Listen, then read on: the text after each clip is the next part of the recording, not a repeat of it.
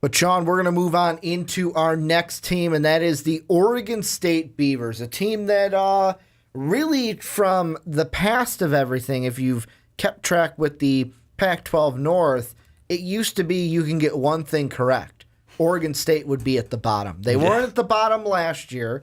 That's why we didn't talk about them first. They're rivals from across the pond, literally across the pond, and the Ducks were the last team in the division last year. But Oregon State, kind of a similar problem or a similar question that we started out with Cal, and that's the quarterback situation. They've got three guys that could be the starting quarterback. The first two, they were here last year. The first one, Darryl Garrettson, he started the season last year. The second one, Marcus McMaryion, he was the one that finished. So one started, one finished. McMaryion had the better completion percentage, more yards per attempt, went 10 touchdowns to only 5 interceptions. Also played more games, though. He played more games, played more of the the conference schedule for Oregon. However, it's not just as simple as picking one of those two guys for this year. There's a junior college transfer from Ventura Community College in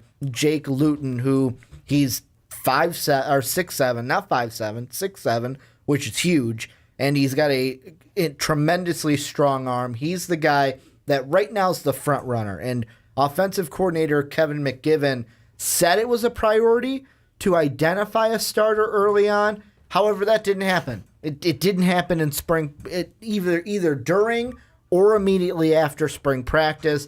So, Sean, we're in the same kind of situation we were in Cal. If you are the head coach of the Beavers or if you're Kevin McGivern, what are you thinking? Are you going with the guy that ended last season strong for you guys? Are you going with the new transfer, or are you saying, you know what, I'm going to give Darryl Garrettson a shot? Garrettson's probably at the bottom of my list right now because you look at Garrettson, what he was able to do in the first games that he did play was nothing really spectacular. Like you said, the highest game and the best game that he had was against Boise State, thrown for 68%, but really didn't move the ball a lot, only threw the ball 16 times, only completed 53 passes, didn't throw a touchdown. Probably his actual best game was the first game. Against Minnesota. Yeah, went 25 of 40, completed 62% of his passes, 228 yards, 3 touchdowns, no picks. But outside of that, he didn't really have a great game, hence why McMaryion took over. I think if I'm going in, McMaryion would be my starter, Luton would be second, and Garrettson would be the third guy on the depth chart, because you look at the way McMaryion ended the season, he looked fantastic. Yes, it was against Oregon and Arizona, two teams not with strong defenses, not with a strong team in general,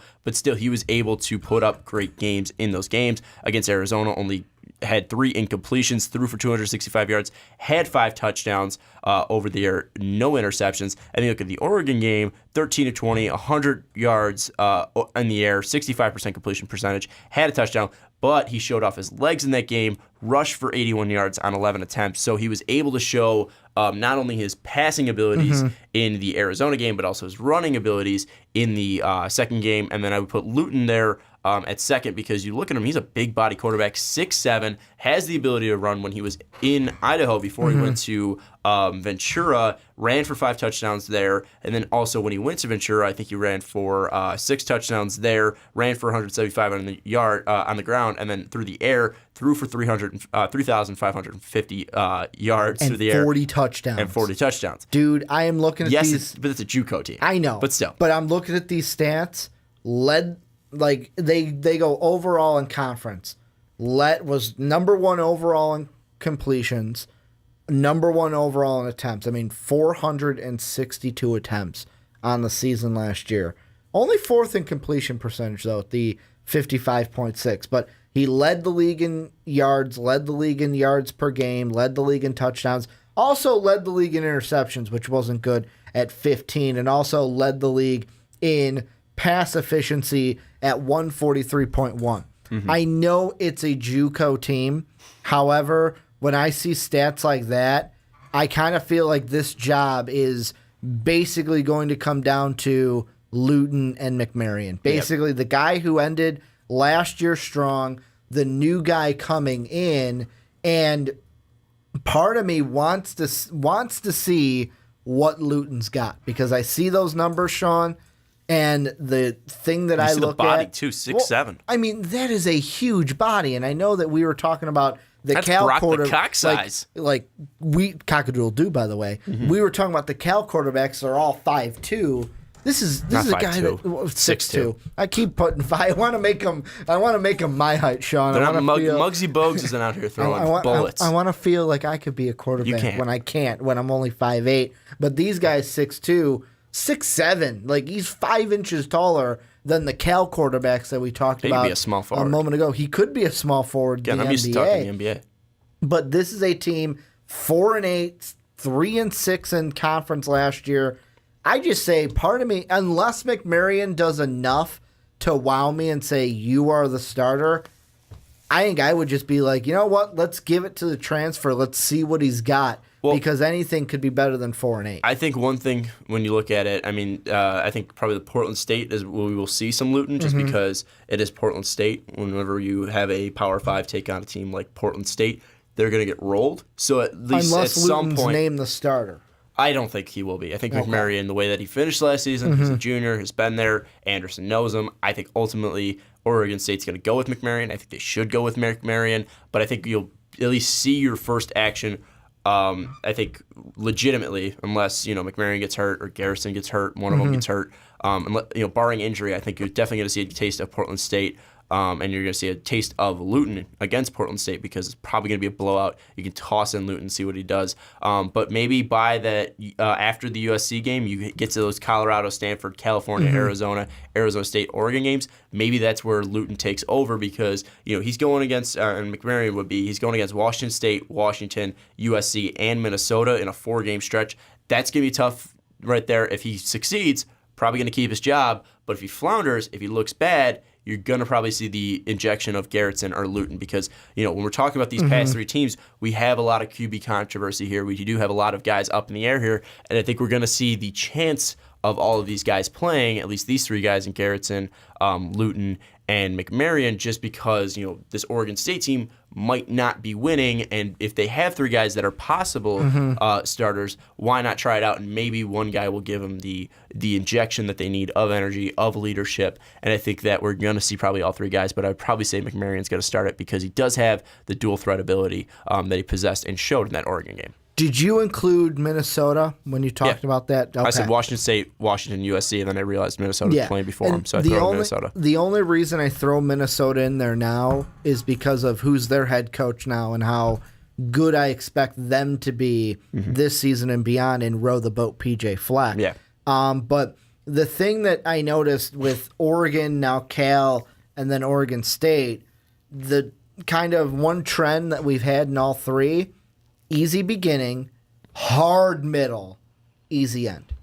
It's like more so for what we talked about with Cal because I look Minnesota to Stanford. I think Oregon had a rough end, right? That's where they played Washington. They were the one that had the rough end, where Cal was right there in the middle. They had that stretch.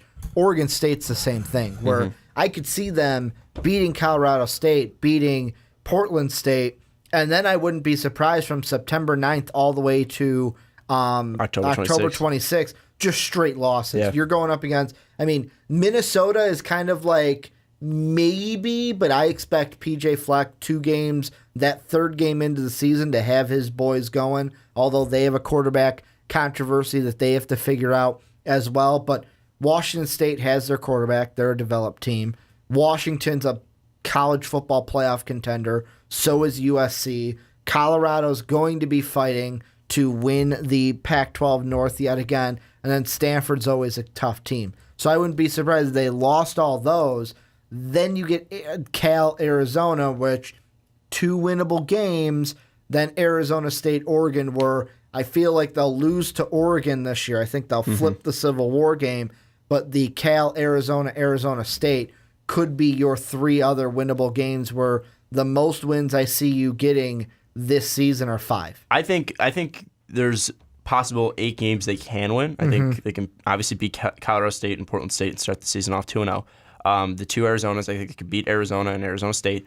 I also see Cal as a winnable game, and I also see Oregon as a winnable game. I don't think they're going to win it, but I just say, because it's such a heated rivalry, you might have guys that play up for that game. Last game, you might not be playing for a bowl. We're playing Oregon, though. But your seniors are playing for your last game. Exactly. So that might be a factor that plays into there. Also, I'll throw Colorado just because you usually do see some upset at some point. I know Colorado's a good team, but the fact that they are going to be having a new quarterback in there and it's going to be in Corvallis, I think that's going to play into the Beavers' standpoint. So I think 8 winnable games, but I'm with you. 5 probably wins. 5 wins for the Beavers. I don't know why I phrased that so poorly. We talked about the quarterback and with the offense to start, which obviously is an important thing because you have that controversy going, but more so because this Beaver team ranked at the bottom nationally when it came to every passing category last season, which needs to change. But the unit that I think is going to be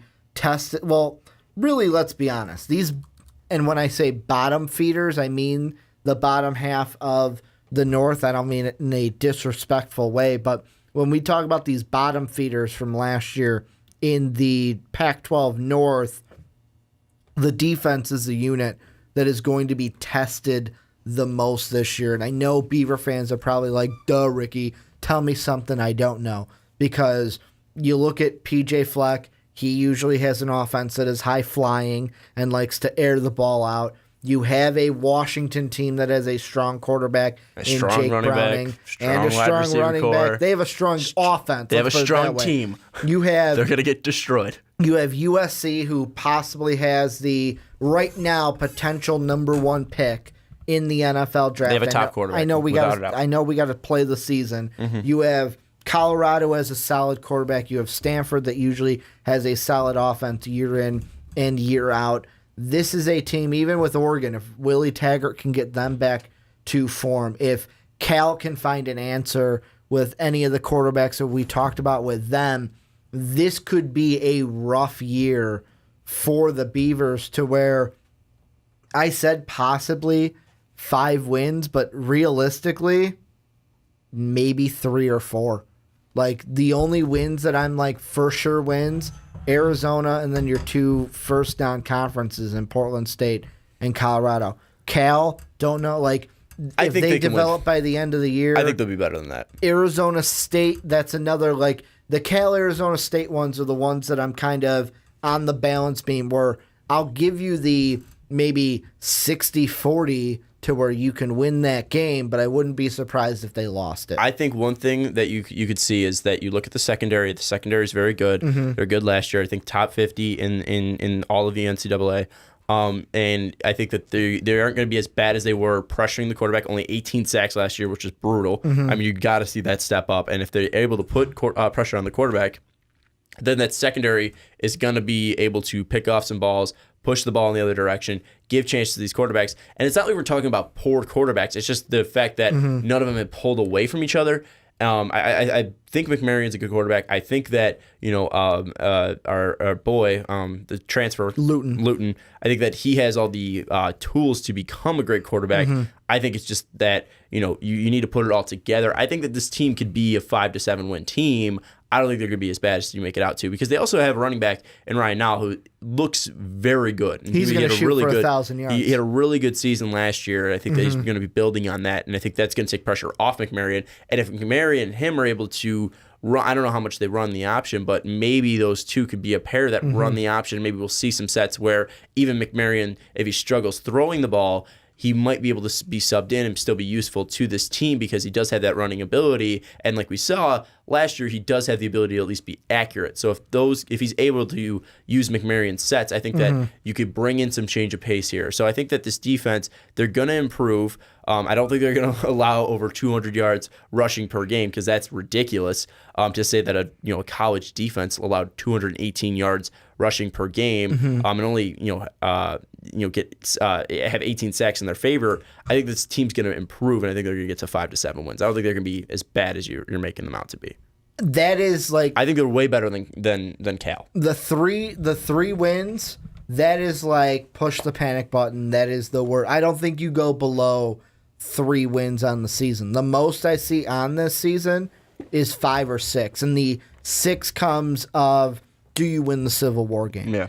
And that 3 to 5 is where I'm sitting right now. I know you mentioned the defense with the secondary. The two big things, though, is they lose two major pieces in Treston DeCloud and Devin Chappell. However, they are going to return their freshman All-American from last year, Xavier Crawford. The only thing is he's coming into his second year. Now he's going to be put up against the top wide receivers from each team. So as a sophomore, can he man up and match up against these number one wide receivers that he's going to be seeing on every single team to either come to town or you go to town?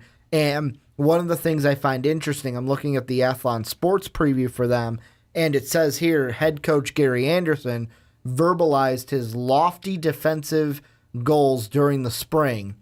You mentioned 18 sacks. He wants 13 sacks and 30 sacks and 30 turnovers this year from this defense. I saw something where if a team gets over 24 turnovers per game, they're pretty much guaranteed a 9-win season. So I don't think that's going to happen for 24 the Beavers. turnovers per game or per... Yeah, 24 turnovers per game, Ricky. That's what you said. Oh, 20... That's why I was asking. It's a late night. It's been a long one. 24 turnovers in per a year, season. yes. They're pretty much guaranteed 9 wins. Yeah. So I think that they're not going to get 30 turnovers. You said 30 turnovers, right? Yeah. 30 turnovers, 30 sacks. 30 sacks would be nice, but if they get up to 25 sacks and 20 turnovers, this would be a 7-win team. Yeah. And this is a team, though, looking at the schedule, the main chunk that I think is going to keep them from 7, they could get to 6. That could be the miraculous, like, holy crap, we got to 6 wins. It's been a great year. Is that Minnesota, Washington State, Washington, USC, Colorado, and Stanford? And there might be some Beaver fans that tell us that we're kind of being too high on that stretch, and they might be saying, well, you know what, we can get wins in that stretch, and that's where you guys do come in. You guys let us know down below, what do you guys think? Because right now I'm leaning towards the transfer coming in. Sean is leaning towards McMarion, the guy that was there. Let us know about your quarterback situation. What do you think from the defense, especially the secondary that we talked about? How are you guys going to get to those 30 sacks and 30 turnovers? And then the schedule. Is it a hard middle that you guys can overcome, or those all guaranteed losses for the Beavers? Let us know down below in the comment section.